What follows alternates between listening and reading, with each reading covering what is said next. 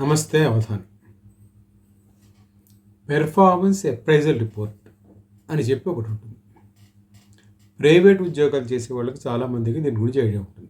Government ఉద్యోగస్తుల్లో ఎంతమందికి ఇది రెగ్యులర్గా ఉంటుందో నాకు తెలియదు, కానీ ప్రైవేట్ ఉద్యోగస్తుల్లో ప్రతి సంవత్సరం ఇది మ్యాండేటరీ.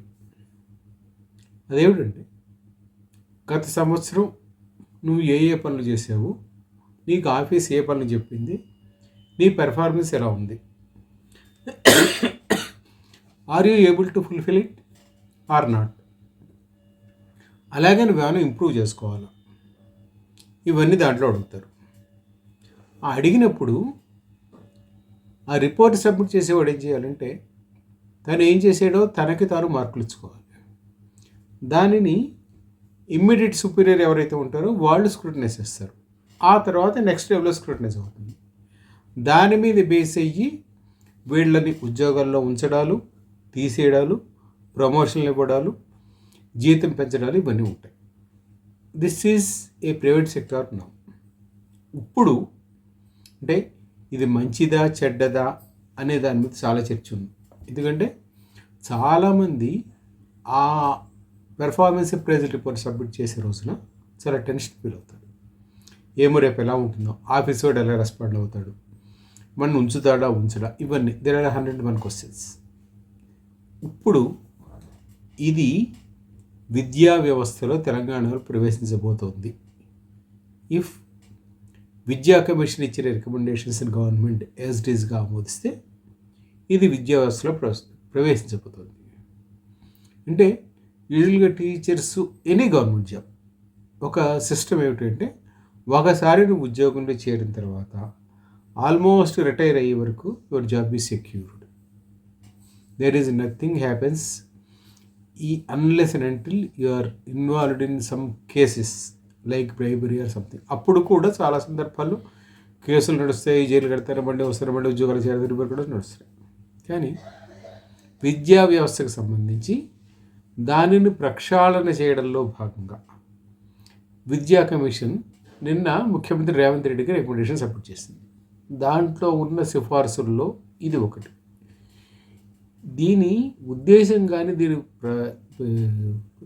ప్రభావం కానీ ఏమిటంటే, ఒకటి, టీచర్లు తమ సామర్థ్యాన్ని ఎప్పటికప్పుడు పెంపొందించుకోవాల్సిన అవసరం ఉంటుంది. ఇది విద్యార్థుల మీద అనుకూల ప్రభావం చూపిస్తుంది. ఎందుకంటే వెన్ టీచర్ ఈజ్ ఎక్విప్డ్, సహజంగానే విద్యార్థికి మరింత మెరుగైన పాఠాలు చెప్పగలుగుతారు. So surely it is a welcome sign, welcome recommendation, there is no doubt.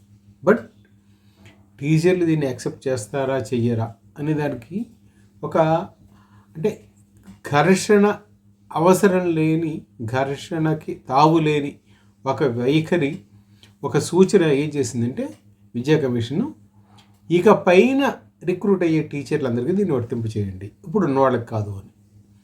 వాస్తవానికి ఇది చాలా మంచి రికమెండేషన్. ఎందుకంటే ఇప్పుడు ఉన్నవాళ్ళ మీద కనుక దీన్ని పెడితే ఎప్పటివరకు వాళ్ళు ఒక సిస్టంలో ఫంక్షన్ చేయడానికి అలవాటు పడిపోతూ వచ్చారు.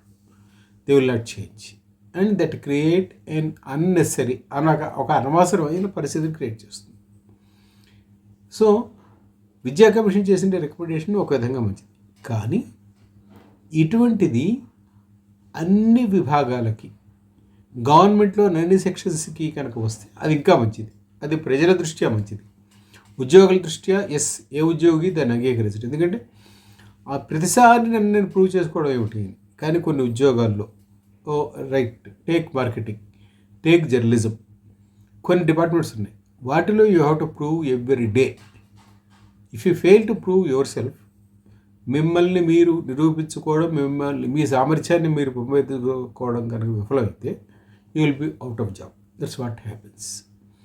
సో ఇప్పుడు విద్యా వ్యవస్థలో కూడా అటువంటి మార్పుని ప్రవేశపెట్టగలగడం అనేది, ప్రవేశపెట్టాలని సూచించడం అనేది చాలా మంచి సూచన. దీన్ని గవర్నమెంట్ యాక్సెప్ట్ చేస్తుందనే నేను భావిస్తున్నాను, యాక్సెప్ట్ చెయ్యాలని కూడా నేను వాంఛిస్తున్నాను.